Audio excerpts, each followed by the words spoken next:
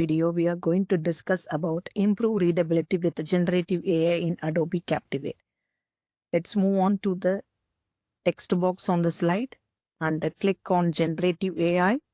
Choose generative text. In this, select the improve readability. The Captivate generate a clear version of improve readability of the text selected. So this will help us to understand the importance of readability.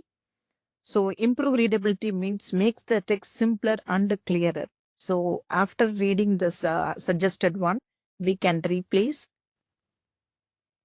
automatically, that will be replaced here. So this is the difference between the improve readability and elaborate text. In elaborate text, that will give the adds more detail, whereas improve readability makes the text simpler and clear.